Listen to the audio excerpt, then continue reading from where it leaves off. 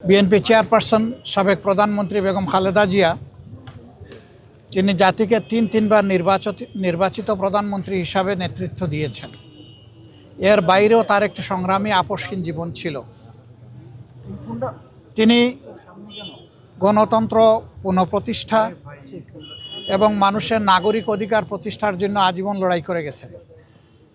সেই লড়াই করতে করতে তার শেষ জীবনটা অত্যন্ত বেদনাদায়কভাবে জেলেও একাকিত্বে কেটেছে।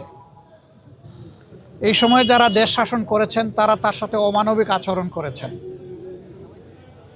তিনি যখন গুরুতর অসুস্থ হয়ে পড়লেন তখন তাকে বিদেশে নেওয়ার জন্য দল পরিবারের পক্ষ থেকে বারবার অনুরোধ করা হয়েছে। সরকার তো আমলে নেইনি, বরঞ্চ এগুলা নিয়ে বারবার উপহাস করেছে। আল্লাহ তাআলার বিচার, ইতিহাসের অমুক বিধান। শেষ পর্যন্ত তিনি চিকিৎসা নিয়েছেন, বিদেশেও গিয়েছেন, কিন্তু ততক্ষণে তার বিশাল ক্ষতি হয়ে গিয়েছে। সেই যে তিনি ব্রিটেন থেকে ফিরে আসলেন, আর কিন্তু বিদেশ চিকিৎসা নিতে যাওয়ার মতো উপযুক্ত স্বাস্থ্য আর তার থাকলো না। স্বাস্থ্যটা এতটাই ভেঙে পড়ল যে শেষ চিকিৎসা তাকে দেশেই নিতে হয়েছে। এই ক্ষেত্রে আমরা তার আত্মার মাগফিরাত কামনা করি। মহান রাব্বুল আলামিনের দরবারে দোয়া করি আল্লাহ তার বান্দির উপরে রহম করুন এবং জান্নাতের সর্বোচ্চ দরজা তাকে দান করুন। আমরা সহানুভূতি জানাই, সহমর্মিতা জানাই তার সন্তান বিএনপির ভারপ্রাপ্ত চেয়ারম্যান জনাব তারেক রহমান সহ তাদের পরিবারের সদস্যবৃন্দ, সংগঠনের নেতাকর্মী এবং তার চিকিৎসা কাজে যারা নিয়োজিত ছিলেন সেই সমস্ত চিকিৎসক সমাজের প্রতিও আমরা ধন্যবাদ জানাচ্ছি, কৃতজ্ঞতা জানাচ্ছি যে তারা বেগম খালেদা জিয়া দেশনেত্রীকে অত্যন্ত আন্তরিকতার সাথে তাদের সর্বোচ্চ যোগ্যতা অনুযায়ী তারা চিকিৎসা সেবা দিয়েছে। এটা আমাদেরকে অনুপ্রাণিত করে যে ভবিষ্যতে নাগরিকরা এমনটাই আমাদের দেশের চিকিৎসক সমাজের কাছে আশা করতে পারেন। তিনি চলে গেছেন ইতিহাসের একটা বিরল সম্মান নিয়ে। তার শেষ বিদায় সম্বর্ধনা অনুষ্ঠিত হয়েছে গতকাল এবং মানুষ আবেগ দিয়ে, চোখের পানি দিয়েই তাকে বিদায় দিয়েছে। এইটা তার পাওনা ছিল। উনি জাতির জন্য যে অবদান রেখেছেন তিনি তার পাওনাটাই আল্লাহর পক্ষ থেকে পেয়েছেন। তার এই পাওনা দেখে আমরাও অনুপ্রাণিত হই। আমরাও যদি জাতির জন্য সেরকমটা অবদান রাখতে পারি, হয়তোবা এদেশের মানুষ আমাদেরকে এইরকমই একদিন বিদায় দেবে। এটা সবার কপালে জুটে না। এই সম্মানটা পাওয়া, মানুষের চোখের পানি দিয়ে বিদায় সম্বর্ধনা পাওয়া, এটা বিশাল ব্যাপার।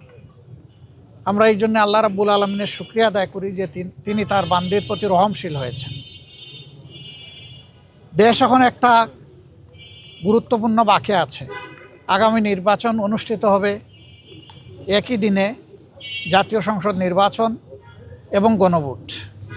সংস্কারের জন্য গণভোট আর সরকার গঠনের জন্য সাধারণ নির্বাচন। 12 তারিখের এই নির্বাচন নির্বিঘ্ন হোক, সুন্দর হোক এবং গ্রহণযোগ্য হোক, আমরা এটা দোয়া করি। আজকে এই বিষয় নিয়ে আমরা আলাপ আলোচনা করেছি এবং আমরা এটাও বলেছি, প্রিয় দেশের স্বার্থে অতীতে আমরা একসাথে কাজ করেছি, আগামীতেও দেশের স্বার্থে ইনশাল্লাহ আমরা একসাথে কাজ করব। তারেক রহমান সাহেব সহ বিএনপির নেতৃবৃন্দ একই আকাঙ্ক্ষা ব্যক্ত করেছেন, আমরাও একই আকাঙ্ক্ষা ব্যক্ত করেছি। এমনকি আমরা এটাও বলেছি যে 5টা বছরের জন্য জাতির স্থিতিশীলতার স্বার্থে একটা সুন্দর পরিবেশ ফিরিয়ে আনার স্বার্থে আমরা সবাই মিলেমিশে ভালো কোনো চিন্তা করতে পারি কিনা সেটাও আমাদের চিন্তা করা দরকার। এবং আমরা এটাও বলেছি, নির্বাচনের পরপরই, সরকার গঠনের আগেই আমরা ইনশাল্লাহ বসবো, খোলা মনে কথা বলবো, জাতির জন্য আমরা চিন্তা করব, জাতির জন্য আমরা সিদ্ধান্ত নিব। আপনারা দোয়া করবেন আমরা সবাই যেন ম্যাডাম যে ঐক্যের জায়গাটা পাটাতন যেটা তৈরি করে দিয়ে গেছেন তার উপর দাঁড়িয়ে আমরা যেন আমাদের দায়িত্ব পালন করতে পারি। আপনাদের সবাইকে অসংখ্য ধন্যবাদ। আবারও ম্যাডামের আত্মার মাগফিরাত কামনা করছি এবং সুখ সন্তপ্ত পরিবার, তার আপনজন, প্রিয়জন, তার সহকর্মীবৃন্দ, তথা দেশবাসীর প্রতি আমরা গভীর সমবেদনা জ্ঞাপন করছি। আসসালামু আলাইকুম রহমতুল্লাহ। ওয়ালাইকুম আসসালাম রহমতুল্লাহ। ভালো আছেন? আলহামদুলিল্লাহ। এদিকে উঠে যাব? ওনাদের গাড়ি আসছে না? মিলন ভাইয়ের গাড়ি আসছে না? মিটিং হবে না।